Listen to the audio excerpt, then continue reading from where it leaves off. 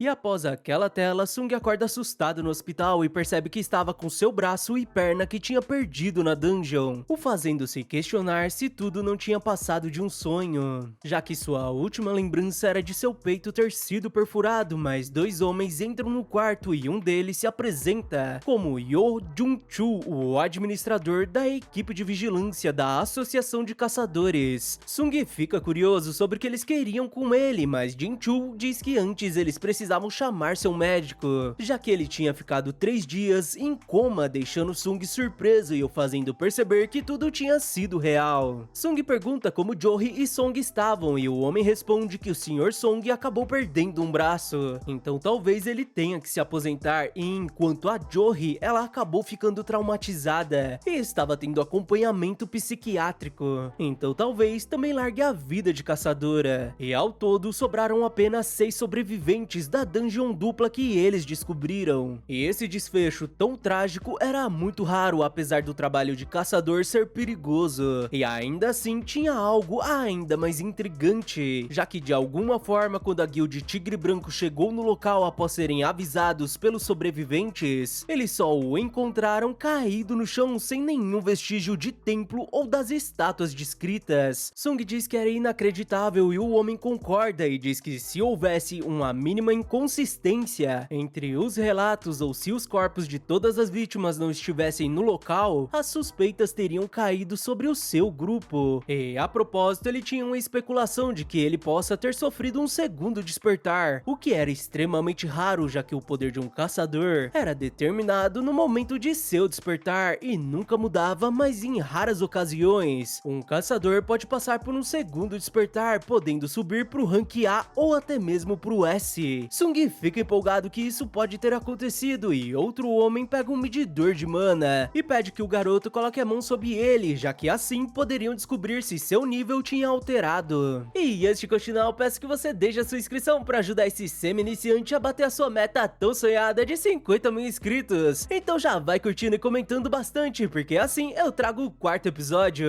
E não se esquece de me seguir lá no Insta, Tio Nezo, que tá aqui na descrição, porque talvez eu mostre o rosto por lá se chegarmos em 5 mil seguidores, ou talvez antes, quem sabe. Mas bora pro vídeo. Sung coloca a mão sobre o medidor e o homem pensa que se eles realmente encontraram monstros de nível morte instantânea, como foi dito, então um caçador de nível baixo não iria sobreviver. E se não haviam vestígios dos tais monstros, então um caçador de rank A ou até mesmo de rank S pode estar envolvido. Então a explicação mais razoável seria que Sung teve um segundo despertar. O medidor bipa e Sung pergunta todo empolgado sobre o resultado e eles pedem desculpas, porque estavam enganados e seu nível de mana continuava no 10. E enquanto iam embora, o seu companheiro diz que o garoto era praticamente um civil, já que o nível mínimo de mana de um rank E era superior a 70, deixando seu companheiro pensativo, já que aquela dungeon tinha sumido, então eles não podiam explorá-la novamente, e o faz se questionar como o garoto conseguiu sobreviver àquilo. Sung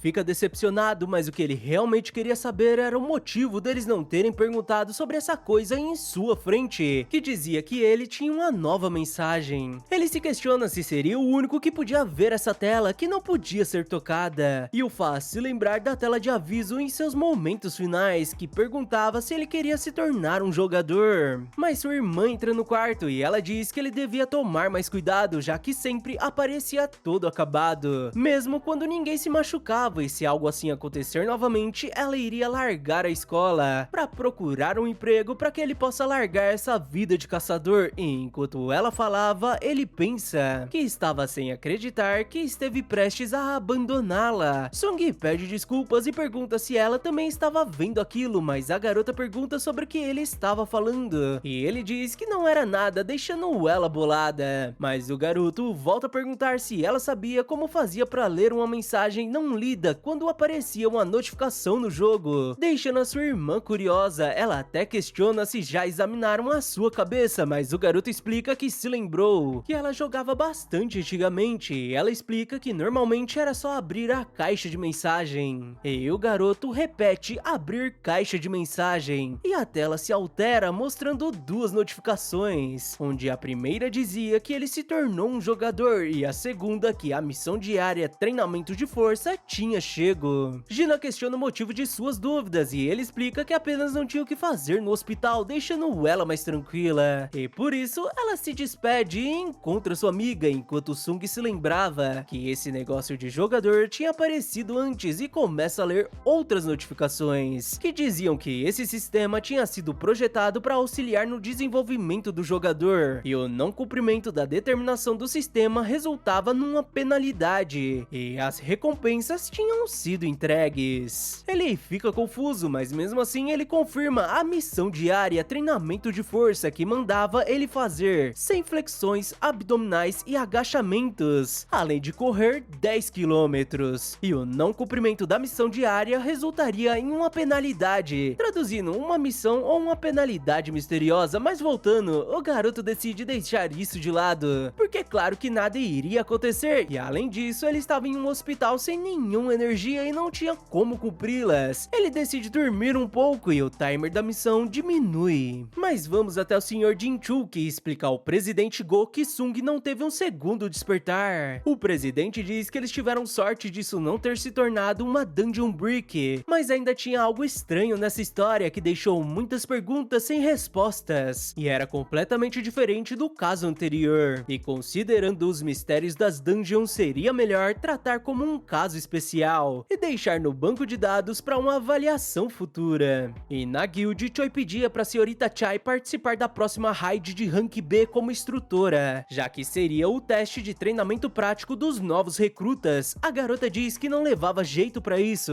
mas Choi diz que ela apenas precisava lutar assim como sempre fazia, porque desse modo todos aprenderiam com ela, já que ela tinha o poder para isso.